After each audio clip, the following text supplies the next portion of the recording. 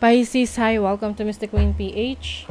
Titingnan natin kung ano ang inyong next big break. Ayan, so ano yung oportunidad na magbubukas para sa inyo anytime soon. So this is a timeless reading. So anytime na mapanood nyo to, as long as makaka-resonate kayo, this reading is for you. And if you're interested in private readings, meron tayong link sa description at sa pinned comment. Paki-check nyo na lang information kung paano mag-book for a private reading. And please subscribe to our channel to show your support, like, share this video, at comment na rin kayo kung kayo ay naka-resonate. Meron tayong 50% discount sa mga tarot reading services. So kung kayo ay interesadong magpa-private reading, this is the best time na magpa-read kasi 50% discount tayo. Ayan. Kaya lang ito ay limited slots lang. So bookings niyan is from August 15 to 31. Ayan. And paalala lang, ang reading na to ay general reading. So, maaari kayong makarelate, maaari hindi. Just take what resonates, okay? Let's see, Pisces. Ano yung next big break ng mga Pisces? Next big break. Next big break. Next big break.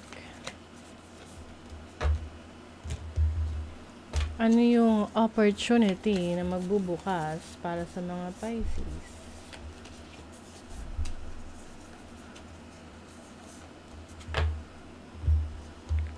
Okay.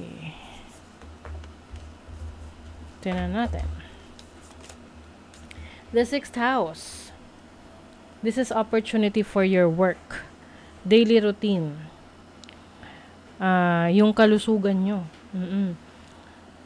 Magfo-focus kayo sa pagpapaayos or pagsasaayos ng inyong kalusugan.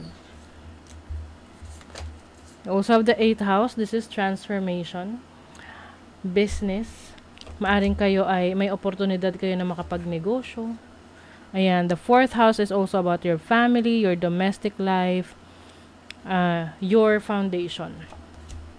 So the 6th house ay ang inyong pang-araw-araw na ginagawa. So, maaring meron kang oportunidad na may baguhin dito, no? Pag-release ng unhealthy habits.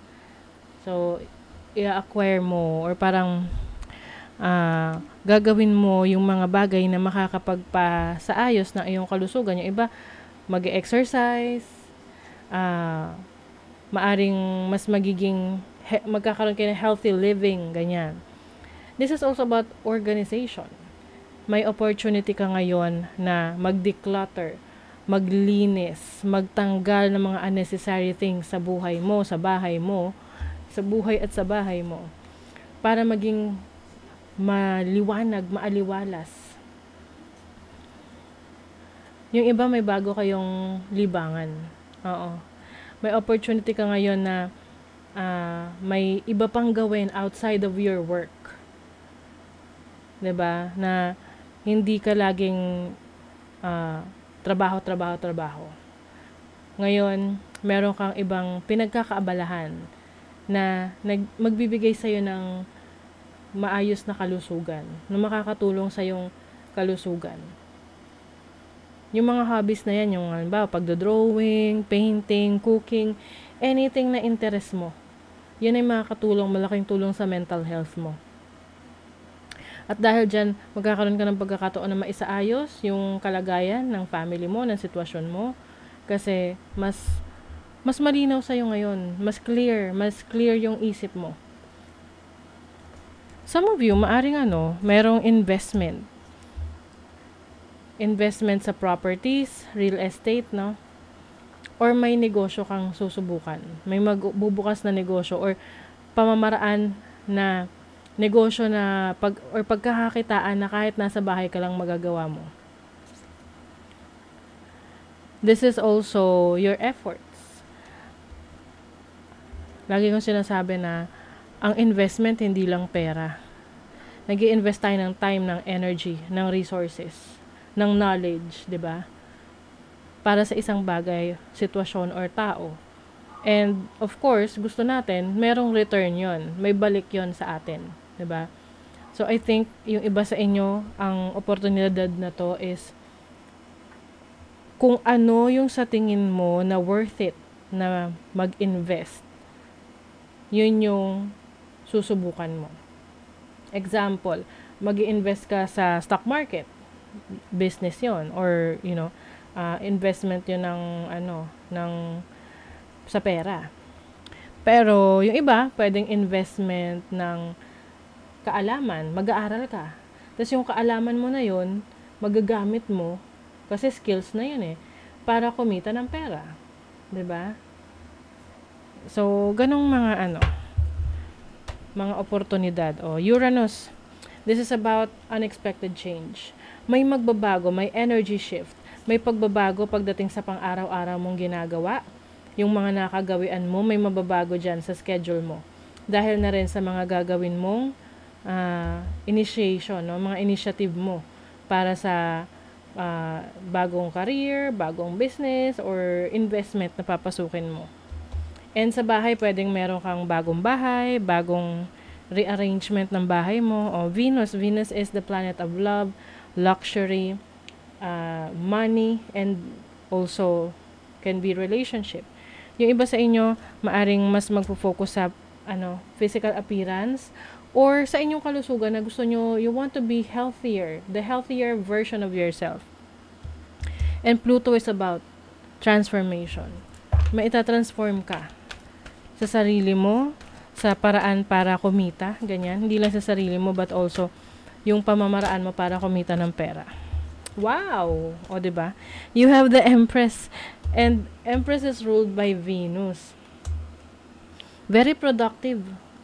Oo, Pisces. Magiging very productive kayo. And also, maaari ring may opportunity for baby. No? So, kung ito ay part ng plano nyo, congratulations. Pero kung hindi ka ready, mag-ingat. Kasi may opportunity for baby. Also, itong Seven of Cups is about kaguluhan ng isip, no? Parang kalituhan. And I think, finally, makakapili ka, no, with the Magician. Kasi, alam mo na kung ano yung gusto mo. Kung dati hindi mo alam, na parang lahat na lang, sige, subukan ko lahat. Kahit hindi ka naman talaga interesado. Parang curious ka lang. 'Di ba? Pero ngayon, you know your worth. Alam mo na, ano yung kakayanan mo. At yun yung gagamitin mo. Para mapaunlad mo yung sarili mo. Manifestation skills mo yan Mother of Pentacles and the Sun. Wow! You are also opening an opportunity na maging leader. Leader sa trabaho, sa career, or leader ng sarili mong buhay. Na ikaw yung merong kakayanan, may kalakasan ka para magawa yung mga plano mo. Oh! Okay. Yung iba sa inyo, another opportunity na magbubukas is relationship. However, itong relationship na to, baka medyo maging toxic sa inyo, no? With the 9 of Swords. So, mag-ingat sa mga papasuking relasyon. Kasi syempre, oportunidad yan. Okay, nagbubukas yung opportunity, but the question is, ito bang tao na to ay mabibigyan ka ng peace of mind? Makakatulong ba siya o makakasira? 'Di ba? Ng diskarte mo. So, pay attention sa red flags. 5 of Pentacles and Judgment. Okay, you also have the opportunity na ma-realize kung ano yung mga mali mong ginagawa pagdating sa pera mo, pagdating sa trabaho mo, at yung kung paano mo kitain yung pera. At yung mga unhealthy practice, yung mga bagay na hindi nakakatulong sa'yo. Like for example, mga times na nag-overspend ka. Gumagastos ka ng malaki pero hindi naman talaga kailangan. Ayun, yun yung i-let go mo na. Kasi at least may awareness ka na. Alam mo na kapag ginawa mo yun, hindi yun makakabuti para sa finances mo. Luck is on your side. Oh, wow, ang ganda. May swerte, Pisces. Kasi alam nyo, kayo ay traditionally ruled by Jupiter, the planet of good luck and expansion. And your hard work is paying off. See? Yung effort na ibibigay mo, makikita mo yung resulta na yan. Kumbaga, hindi ka na parang mag-iisip na, ano ba, kailan ko ba mararanasan yung ani, na pag-ani ng mga tinanim ko. May swerte. Kasi, alam nyo, may mga times rin na hindi lang hard work yung nagdadala sa tagumpay. May kasamang swerte rin. So, ngayon, yung iba sa inyo Pisces, may kasamang swerte yan. Yung tagumpay na tatahakin nyo. Okay? So, that is your reading, Pisces. Thank you so much. See you again.